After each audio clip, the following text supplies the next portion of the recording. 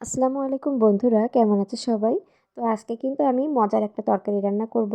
সেটা হচ্ছে শশার তরকারি। শশা দিয়ে চিংড়ি মাছ দিয়ে রান্না হবে আজকে। তো শশা কিন্তু শুধু সালাদ হিসেবেই নয়, এটা আমরা রান্না করেও খেতে পারি। আর রান্না করে খেলে কিন্তু এটা অনেক বেশি টেস্টি হয়। তো প্রথমে কিন্তু আমি শশাগুলোকে খুব সুন্দরভাবে কেটে নিয়েছি। তো এখন সুন্দরভাবে কেটে ধুয়ে নিলাম, আর এখানে কিছু মশলাপাতিও নিয়ে নিয়েছি। পেঁয়াজ কুচি, কয়েকটা কাঁচামরিচ আর আদা রসুন বাটা নিয়েছি, আর অল্প একটু জিরে বাটা। মানে অল্প অল্প মশলা দিয়েই আমি রান্না করব এটাকে।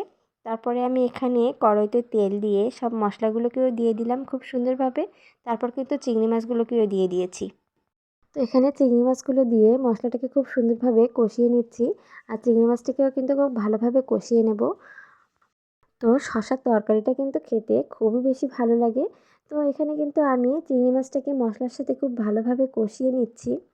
তো আমাদের এলাকায় কিন্তু এই শশার তরকারিটা খুব বেশি খায় মানুষ। খুবই জনপ্রিয় একটা খাবার। আপনাদের কোন এলাকায় খায় আপনারাও কিন্তু আমাকে জানাবেন। তো এখানে কিন্তু মশলাটাকে কষিয়ে নেওয়া শেষ খুব ভালোভাবে। এখন আমি এই তরকারিটা দিয়ে দিলাম। মানে শশাগুলোকে দিয়ে দিয়েছি। এখন মশলার সাথে কিন্তু খুব ভালোভাবে এটাকে মিশিয়ে নেব।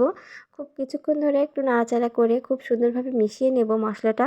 তারপরে কিন্তু সামান্য পরিমাণ পানি দিয়ে এটাকে কিছুক্ষণের জন্য কষাতে দেব। এটা রান্না করতে একটু সময় লাগে, কিন্তু খেতে কিন্তু অনেক বেশি টেস্ট হয়। তো এখন কিন্তু আমি ঢাকনাটা দিয়ে দিলাম।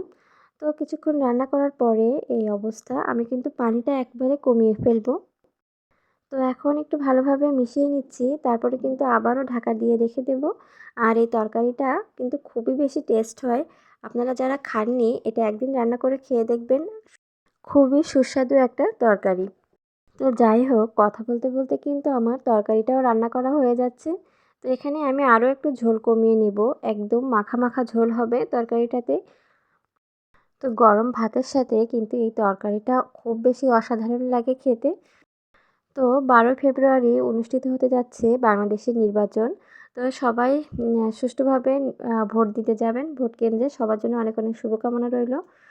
আর আমার কিন্তু রান্নাটাও প্রায় কমপ্লিট হয়ে আসছে। আমি আরও কিছুক্ষণ একটু ঢেকে রাখছিলাম। তো রান্নাটা কিন্তু এখন হয়ে আসছে। খুবই অল্প অল্প ঝোল রেখেই রান্না করব। আর এটা চিংড়ি মাছ দেওয়াতে এই তরকারিটা অনেক বেশি ভালো হবে খেতে। তো ফাইনালি কিন্তু আমার রান্নাটা হয়ে গেল। ঝোলটাও কিন্তু একটু ঘন হয়ে আসছে আর মাখা মাখা হয়ে আসছে। এখন আমি তরকারিটাকে নামিয়ে রাখবো। তো রান্না বান্না শেষ, এখন গরম গরম ভাতের সাথে খাওয়ার পালা। তো আমার ভিডিওটি ভালো লাগলে পেজটা অবশ্যই ফলো দিবেন। আর সবার জন্য অনেক অনেক শুভেচ্ছা রইল। ভালো থাকবেন, সুস্থ থাকবেন। তো আপনাদের সাথে দেখা হচ্ছে পরবর্তী কোনো ভিডিওতে। সে পর্যন্ত ভালো থাকবেন সবাই। আল্লাহ হাফেজ সবাইকে।